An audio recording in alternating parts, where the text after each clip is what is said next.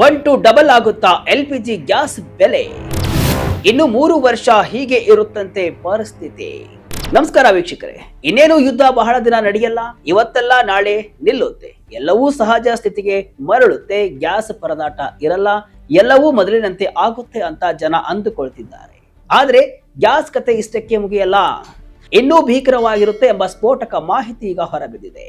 ಸ್ವತಃ ಕೇಂದ್ರ ಸರ್ಕಾರದ ಹಿರಿಯ ಅಧಿಕಾರಿಯೊಬ್ಬರು ಈ ಬಗ್ಗೆ ಮಾಹಿತಿಯನ್ನ ಬಿಚ್ಚಿಟ್ಟಿದ್ದಾರೆ. ಈಗಿರುವ ಗ್ಯಾಸ್ ಇನ್ನಷ್ಟು ರೇಟ್ ಆಗುತ್ತೆ, ಇನ್ನು 3-4 ವರ್ಷ ಗ್ಯಾಸ್ ಅಭಾವ ಹೀಗೆ ಇರಲಿದೆ ಎಂಬ ಸತ್ಯವನ್ನ ಬಿಚ್ಚಿಟ್ಟಿದ್ದಾರೆ. ಅಷ್ಟಕ್ಕೂ ಏನಿದು ಗ್ಯಾಸ್ ಬಿಕ್ಕಟ್ಟು?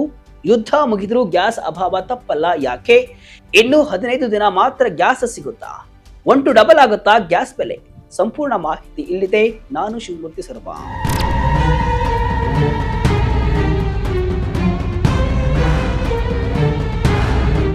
ಎಸ್ ವೀಕ್ಷಕರೇ, ಈ ಯುದ್ಧ ಜನಸಾಮಾನ್ಯರ ಮೇಲೆ ಸಾಕಷ್ಟು ಎಫೆಕ್ಟ್ ಬೀರಿದೆ.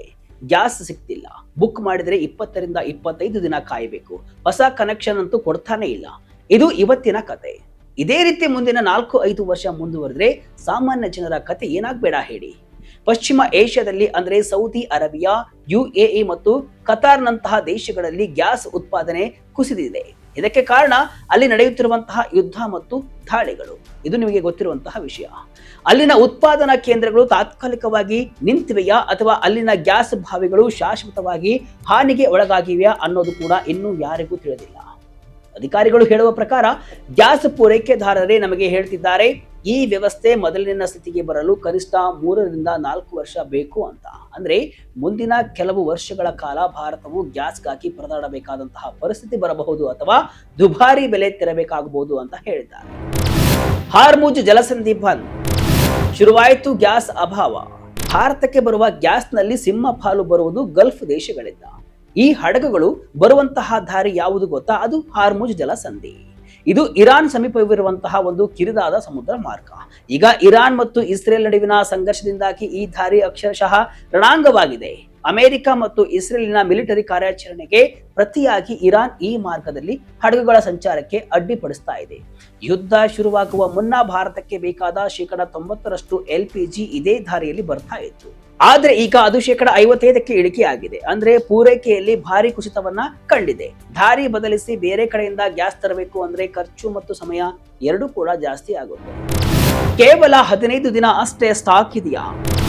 ಇನ್ನಷ್ಟು ದುಬಾರಿ ಆಗಲಿದೆಯಾ ಗ್ಯಾಸ್? ನೋಡಿ ವೀಕ್ಷಕರೇ, ಯಾವುದೇ ಒಂದು ದೇಶ ಇಂತಹ ಬಿಕ್ಕಟ್ಟನ್ನ ಎದುರಿಸಬೇಕಾದ್ರೆ ತನ್ನಲ್ಲಿ ಸ್ಟಾಕ್ ಇಟ್ಟುಕೊಂಡಿರಬೇಕು. ಆದ್ರೆ ಭಾರತ ಈ ವಿಷಯದಲ್ಲಿ ಪರಿಸ್ಥಿತಿ ಆತಂಕಕಾರಿಯಾಗಿದೆ. ಭಾರತದ ವಾರ್ಷಿಕ LPG ಬೇಡಿಕೆ ಸುಮಾರು 33 ಮಿಲಿಯನ್ ಟನ್ ಇದೆ. ಆದ್ರೆ ನಮ್ಮಲ್ಲಿರುವ ಸ್ಟೋರೇಜ್ ಕೆಪಾಸಿಟಿ ಅಥವಾ ಸಂಗ್ರಹ ಸಾಮರ್ಥ್ಯ ಎಷ್ಟಿದೆ ಗೊತ್ತಾ? ಕೇವಲ 15 ದಿನಗಳಿಗೆ ಸಾಕಾಗುವಷ್ಟು ಮಾತ್ರ. ಅಂದ್ರೆ ಜಾಗತಿಕವಾಗಿ ಪೂರೈಕೆ ಸಂಪೂರ್ಣ ನಿಂತು ಹೋದ್ರೆ 16ನೇ ದಿನಕ್ಕೆ ಭಾರತದ ಸಿಲಿಂಡರ್ಗಳು ಖಾಲಿಯಾಗಲು ಶುರುವಾಗುತ್ತವೆ. ಇದನ್ನ ಸ್ವತಃ ಕೇಂದ್ರ ಸರ್ಕಾರದ ಅಧಿಕಾರಿಯೊಬ್ಬರು ಹೇಳಿದ್ದಾರೆ. ಈ ಸ್ಟೋರೇಜ್ ಸಮಸ್ಯೆ ಇರುವುದರಿಂದಲೇ ಗ್ಯಾಸ್ ದರದಲ್ಲಿ ಸಣ್ಣ ಏರಿಳಿತ ಉಂಟಾದ್ರೂ ಕೂಡ ಅದು ನೇರವಾಗಿ ಜನಸಾಮಾನ್ಯರ ಜೇಬಿಗೆ ಕತ್ತರಿ ಹಾಕ್ತಾ ಇದೆ. ಈಗಾಗಲೇ ಇದರ ಪರಿಣಾಮ ಮಾರುಕಟ್ಟೆಯಲ್ಲಿ ಕಾಣಿಸ್ತಾ ಇದೆ. ಕಳೆದ ಮಾರ್ಚ್ ಮಧ್ಯಭಾಗದಿಂದ ಈವರೆಗೆ 14.2 kg ಗೃಹ ಬಳಕೆಯ ಸಿಲಿಂಡರ್ ಬೆಲೆ ಸುಮಾರು 60 ರೂಪಾಯಿಗಳಷ್ಟು ಏರಿಕೆಯಾಗಿದೆ. ಇನ್ನು ಹೋಟೆಲ್ ಮತ್ತು ಕಾರ್ಖಾನೆಗಳಲ್ಲಿ ಬಳಸುವಂತಹ ಕಮರ್ಷಿಯಲ್ ಸಿಲಿಂಡರ್ ಬೆಲೆ ಬರೋಬ್ಬರಿ 115 ರೂಪಾಯಿಗಳಷ್ಟು ಏರಿಕೆಯಾಗಿದೆ. ಇದು ಬರೀ ಆರಂಭ ಮಾತ್ರ ಅಂತ ಹೇಳಲಾಗ್ತಿದೆ. ಯಾಕಂದ್ರೆ ಹಡಗುಗಳ ಇನ್ಸೂರೆನ್ಸ್ ಪ್ರೀಮಿಯಂ ಮತ್ತು ಸಾರಿಗೆ ವೆಚ್ಚ ಗಗನಕ್ಕೆ ಏರ್ತಾ ಇದೆ. ಇದು ನೇರವಾಗಿ ಅಡುಗೆ ಅನಿಲದ ಅಂತಿಮ ಬೆಲೆಯ ಮೇಲೆ ಪರಿಣಾಮವನ್ನು ಬೀರುತ್ತೆ. ಭಾರತಕ್ಕೆ ಬರುವ ಗ್ಯಾಸ್ ಪೂರೈಕೆ ಕಡಿತ. ಭಾರತವು ತನ್ನ ಒಟ್ಟು LPG ಬಳಕೆಯಲ್ಲಿ 60% ಭಾಗವನ್ನ ವಿದೇಶಗಳಿಂದಲೇ ತರಿಸಿಕೊಳ್ತಿದೆ. ಇದರಲ್ಲಿ UAE, Saudi Arabia, Qatar, Kuwait, Bahrain ಮತ್ತು ಓಮನ್ ದೇಶಗಳ ಪಾಲು 92%ರಷ್ಟಿದೆ. ಅಂದ್ರೆ ಈ ದೇಶಗಳಲ್ಲಿ ಒಂದು ಸಣ್ಣ ಏರುಪೇರಾದ್ರೂ ನಮ್ಮ ಅಡುಗೆ ಮನೆ ತಣ್ಣಗಾಗುತ್ತೆ. ವಿಶೇಷವಾಗಿ UAE 41% ಮತ್ತು ಕತಾರ್ 22% ಗ್ಯಾಸ್ ಅನ್ನ ಭಾರತಕ್ಕೆ ಪೂರೈಸುತ್ತವೆ. ಇರಾನ್ ದಾಳಿಯಿಂದ UAE ಹೆಚ್ಚು ತೊಂದರೆಗೆ ಒಳಗಾಗಿರುವುದರಿಂದ ಭಾರತಕ್ಕೆ ಬರುವ ಪೂರೈಕೆ ಈಗ ಕಡಿತಗೊಂಡಿದೆ. ಸರ್ಕಾರ ಏನ್ ಮಾಡ್ತಿದೆ? ಪರಿಹಾರವೇನು? ಈ ಯುದ್ಧದಿಂದಾಗಿ ಪರಿಸ್ಥಿತಿ ಕೈ ಮೀರ್ತಾ ಇರುವುದನ್ನು ಗಮನಿಸಿರುವಂತಹ ಕೇಂದ್ರ ಸರ್ಕಾರ ಈಗ ಕೆಲವು ತುರ್ತು ಕ್ರಮಗಳಿಗೆ ಮುಂದಾಗಿದೆ.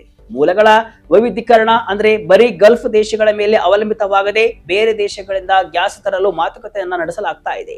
ಕೋವಿಡ್ ಮಾದರಿಯ ಪ್ಲಾನ್ ಅಂದ್ರೆ ಕೋವಿಡ್ ಸಮಯದಲ್ಲಿ ಆಮ್ಲಜನಕ ಪೂರೈಕೆಯನ್ನ ಹೇಗೆ ಮ್ಯಾನೇಜ್ ಮಾಡಲಾಗಿತ್ತೋ ಅದೇ ರೀತಿ LPG ಪೂರೈಕೆಗೂ ಕೂಡ ಪರ್ಯಾಯ ವ್ಯವಸ್ಥೆಯನ್ನ ಮಾಡಲಾಗುತ್ತಿದೆ. ಇನ್ನು ದೇಶೀಯ ಉತ್ಪಾದನೆ ಹೆಚ್ಚಳ. ಭಾರತದ ರಿಫೈನರಿಗಳಿಗೆ LPG ಉತ್ಪಾದನೆಯನ್ನ ಗರಿಷ್ಠ ಮಟ್ಟಕ್ಕೆ ಹೆಚ್ಚಿಸಲು ಸೂಚನೆಯನ್ನ ನೀಡಲಾಗಿದೆ. ಆದರೆ ಇವೆಲ್ಲವೂ ಕೂಡ ತಕ್ಷಣಕ್ಕೆ ಬೆಲೆ ಇಳಿಕೆ ಮಾಡುತ್ತವೆಯಾ ಅಂದ್ರೆ ಉತ್ತರ ಸಿಗುವುದು ಕಷ್ಟ. ಯಾಕಂದ್ರೆ ಜಾಗತಿಕ ಮಾರುಕಟ್ಟೆಯಲ್ಲಿ ಗ್ಯಾಸ್ ಬೆಲೆ ವಿಪರೀತ ಏರಿಕೆ ಆಗ್ತಿದೆ. ಹಾರ್ಮುಜ್ ಜಲಸಂಧಿಯಲ್ಲಿ 15 ಹಡಗು ಲಾಗ್. ಮರೈನ್ ಎಂಜಿನಿಯರ್ ತೆರೆದಿದ್ದ ಕರಾಳ ಕತೆ. ಇನ್ನು ಮಧ್ಯಪ್ರಾಚ್ಯ ಸಂಘರ್ಷದಿಂದಾಗಿ ಹಾರ್ಮುಜ್ ಜಲಸಂಧಿಯಲ್ಲಿ ಭಾರತದ 23 ಹಡಗುಗಳು ಸಿಲುಕಿಕೊಂಡಿದ್ದು, ಇದರಲ್ಲಿ 8 ಹಡಗುಗಳು ಭಾರತಕ್ಕೆ ಸುರಕ್ಷಿತವಾಗಿ ಆಗಮಿಸಿವೆ. ಉಳಿದ 15 ಹಡಗುಗಳು ಅಲ್ಲೇ ಲಾಕ್ ಆಗಿವೆ. ಅದರಲ್ಲಿರುವಂತಹ ಭಾರತೀಯ ಸಿಬ್ಬಂದಿಯರು ಈಗ ಆತಂಕದಲ್ಲಿ ಇದ್ದಾರೆ. ಭಾರತಕ್ಕೆ ಆಗಮಿಸಿದಂತಹ ಮುಂಬೈ ಮೂಲದ ಹಡಗಿನ ಮರೈನ್ ಎಂಜಿನಿಯರ್ ಒಂದು ಕರಾಳ ಕಥೆಯನ್ನ ತೆರೆದಿಟ್ಟಿದ್ದಾರೆ. ಅಲ್ಲಿ ಏನಾಗ್ತಿದೆ ಅನ್ನೋದನ್ನ ಹಂಚಿಕೊಂಡಿದ್ದಾರೆ. ಏನಪ್ಪಾ, ನಾವು 3 ದಿನದ ಹಿಂದೆಯೇ ಮಂಗಳೂರು ಬಂದರು ವ್ಯಾಪ್ತಿಗೆ ಬಂದಿದ್ದೆವು. ಆದರೆ ಬಂದರು ಪ್ರವೇಶಕ್ಕೆ ಅನುಮತಿ ಸಿಗಲು ವಿಳಂಬವಾದ ಕಾರಣ ಮಂಗಳವಾರ ಬೆಳಗ್ಗೆ ತಲುಪಿದೆವು. ಸುಮಾರು 10,500 ಮೆಟ್ರಿಕ್ ಟನ್ LPG ಖಾಲಿ ಮಾಡುವ ಪ್ರಕ್ರಿಯೆ ಆರಂಭಗೊಂಡಿದ್ದು, ಬುಧವಾರ ಅನ್ಲೋಡ್ ಸಿಗಲಿದೆ. ಫೆಬ್ರವರಿ 28ರಂದು ಖಮೇನಿ ಹತ್ಯೆಯಾದ ದಿನ ನಾವು ಕುವೈತ್ನಲ್ಲಿ LPG ಲೋಡ್ ಮಾಡ್ತಾ ಇದ್ವಿ. ನಮ್ಮ ಹಡಗಿನ ಬಳಿ ಇರಾನ್ ದಾಳಿ ನಡೆಸಿತು. ಅಲ್ಲಿಂದ ಹೊರಡುವಾಗ ಹಾರ್ಮುಜ್ ಜಲಸಂಧಿ ಬ್ಲಾಕ್ ಆಗಿರುವುದು ಗೊತ್ತಾಯಿತು ಅಂತ ಹೇಳಿದ್ದಾರೆ. ನಮ್ಮ ಹಡಗು ಸೇರಿದಂತೆ ಭಾರತದ 23 ಹಡಗುಗಳು ಹಾರ್ಮುಜ್ನಲ್ಲಿ ಬಾಕಿಯಾಗಿತ್ತು. ಆದರೆ ಭಾರತದಲ್ಲಿ ಅವಾಗಲೇ LPG ಸಮಸ್ಯೆ ಬಿಗಡಾಯಿಸಿದ ಕಾರಣ ಭಾರತ ಇರಾನ್ ನಡುವಿನ ಮಹತ್ವದ ಮಾತುಕತೆಯಿಂದ 8 LPG ಹಡಗುಗಳಿಗೆ ಹಾರ್ಮುಜ್ ದಾಟಲು ಗ್ರೀನ್ ಸಿಗ್ನಲ್ ಸಿಕ್ತು. ಆದರೆ ತೈಲ ಹಾಗೂ ಇತರ ಕಚ್ಚಾ ವಸ್ತುಗಳನ್ನು ಹೊತ್ತ 15 ಹಡಗು ಅಲ್ಲೇ ಲಾಕ್ ಆಗಿದ್ದು, ಅದರಲ್ಲಿರುವಂತಹ ಸುಮಾರು 500ಕ್ಕೂ ಹೆಚ್ಚು ಭಾರತೀಯರು ಆತಂಕದಲ್ಲಿದ್ದಾರೆ. ಕೆಲವರು ನಮ್ಮ ಸಂಪರ್ಕದಲ್ಲಿದ್ದು ಅವರಿಗೆ ನಾವು ಧೈರ್ಯ ಹೇಳ್ತಾ ಇದ್ದೇವೆ ಅಂತ ಹೇಳಿದರು. ನೀರು, ಆಹಾರ ಎಲ್ಲ ಖಾಲಿ. ಹಡಗಿನಲ್ಲಿ ಸಿಬ್ಬಂದಿ ಪರದಾಟ. ಸಮುದ್ರ ಮಧ್ಯೆ ಲಂಗರು ಹಾಕಿದ 15 ಹಡಗುಗಳಲ್ಲಿ ಸಂಗ್ರಹವಾಗಿದ್ದ ನೀರು, ಆಹಾರ ಖಾಲಿಯಾಗಿದೆ. ಹಾರ್ಮುಜ್ನಲ್ಲಿ ಪರಿಸ್ಥಿತಿ ಬಿಗಡಾಯಿಸಿದ ಕಾರಣ ದಿನಕ್ಕೊಂದು ಸ್ಥಿತಿ ನಿರ್ಮಾಣವಾಗ್ತಿದೆ. ಆ ಹಡಗಿನವರಿಗೆ ಬಂದರಿಗೆ ಹೋಗಿ ಆಹಾರ ತರಲು ಸಾಧ್ಯವಾಗ್ತಿಲ್ಲ. ಆದರೆ ಭಾರತ ಮತ್ತು ಇರಾನ್ ನಡುವಿನ ಮಾತುಕತೆಯ ಮೇಲೆ ಎಲ್ಲರೂ ಕೂಡ ವಿಶ್ವಾಸವನ್ನ ಅಂತ ಮರೈನ್ ಎಂಜಿನಿಯರ್ ಹೇಳಿದ್ರು. ಇವರು ಮೂಲತಃ ಮಂಗಳೂರಿನವರು. ನಾವು ಗುಜರಾತ್ಗೆ ತಲುಪುವವರೆಗೆ ಮನೆಯವರು ಆತಂಕದಲ್ಲಿದ್ರು. ಪ್ರತಿನಿತ್ಯ ಕರೆ ಮಾಡ್ತಾ ಇದ್ದು ಮೊಬೈಲ್ ಸಂಪರ್ಕ ಸಿಗದಿದ್ದಾಗ ಆತಂಕಕ್ಕೆ ಒಳಗಾಗಿದ್ರು. ಈಗ ತುಂಬಾ ಖುಷಿಯಲ್ಲಿದ್ದಾರೆ ಅಂತ ಹೇಳಿಕೊಂಡ್ರು. ಮಂಗಳೂರಿನಲ್ಲಿ LPG ಸಂಪೂರ್ಣ ತೆಗೆದ ಬಳಿಕ ಮುಂಬೈಗೆ ಹೋಗಿ ಅಲ್ಲಿ ಹಡಗಿಗೆ ತೈಲ ತುಂಬಲಾಗುವುದು. ಬಳಿಕ ಮತ್ತೆ ಮಂಗಳೂರಿಗೆ ಬರಲಿದ್ದೇನೆ ಅಂತಾನು ಕೂಡ ಹೇಳಿದ್ರು. ಒಟ್ನಲ್ಲಿ ಯುದ್ಧದಿಂದಾಗಿ ಜನಸಾಮಾನ್ಯರ ಸ್ಥಿತಿ ಹೇಳತಿರದಾಗಿದೆ. ಈಗಿರುವ ಗ್ಯಾಸ್ ಅಭಾವಕ್ಕೆ ಜನರು ಕಂಗಲಾಗಿದ್ದಾರೆ. LPG ಬಿಕ್ಕಟ್ಟು ಕೇವಲ ಒಂದು ತಾತ್ಕಾಲಿಕ ಸಮಸ್ಯೆಯಲ್ಲ, ಇದು ದೀರ್ಘಕಾಲದ ತಲೆನೋವು. ಪಶ್ಚಿಮ ಏಷ್ಯಾದಲ್ಲಿ ಯುದ್ಧದ ಕಾರ್ಮೋಡ ಸರಿದರೂ ಪೂರೈಕೆ ಸರಪಳಿ ಮೊದಲಿನ ಸ್ಥಿತಿಗೆ ಬರಲು ಕನಿಷ್ಠ 4 ವರ್ಷ ಬೇಕೆಂಬ ಅಧಿಕೃತ ಮಾಹಿತಿ ಅಕ್ಷರಶಃ ಎಚ್ಚರಿಕೆ ಗಂಟೆಯಾಗಿದೆ. ಕೇವಲ 15 ದಿನಗಳ ದಾಸ್ತಾನು ಸಾಮರ್ಥ್ಯ ಹೊಂದಿರುವ ನಮಗೆ ಜಾಗತಿಕ ಮಾರುಕಟ್ಟೆಯ ಪ್ರತಿಯೊಂದು ಏರಿಳಿತವು ಅಡಿಗೆ ಮನೆಯ ಬಜೆಟ್ ಅನ್ನ ಏರುಪೇರು ಮಾಡಲಿದೆ. ಸರ್ಕಾರ ಪರ್ಯಾಯ ಮೂಲಗಳಿಗಾಗಿ ಹುಡುಕಾಟ ನಡೆಸ್ತಾ ಇದ್ರೂ ಕೂಡ ಹೆಚ್ಚುತ್ತಿರುವ ಸಾರಿಗೆ ವೆಚ್ಚ ಮತ್ತು ಪೂರೈಕೆ ಕೊರತೆಯಿಂದಾಗಿ ಬೆಲೆ ಏರಿಕೆಯ ಬಿಸಿ ಜನಸಾಮಾನ್ಯರಿಗೆ ತಪ್ಪಿದ್ದಲ್ಲ.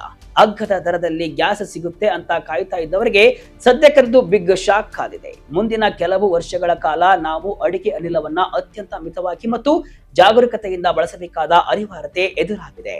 ಇದಿಷ್ಟು ಇವತ್ತಿನ ವಿಶೇಷ. ಇದೇ ರೀತಿಯ ಹಲವು ವಿಶ್ಲೇಷಣೆ ಮಾಹಿತಿ ಅಷ್ಟೇ ಅಲ್ಲ, ಮನೋರಂಜನೆಯ ವಿಡಿಯೋಗಳಿಗಾಗಿ ವಿಜಯ ಕರ್ನಾಟಕ ವೆಬ್ಸೈಟ್, ಫೇಸ್ಬುಕ್ ಹಾಗೂ ಯೂಟ್ಯೂಬ್ ಪೇಜ್ ಅನ್ನು ಫಾಲೋ ಮಾಡಿ. ಧನ್ಯವಾದಗಳು.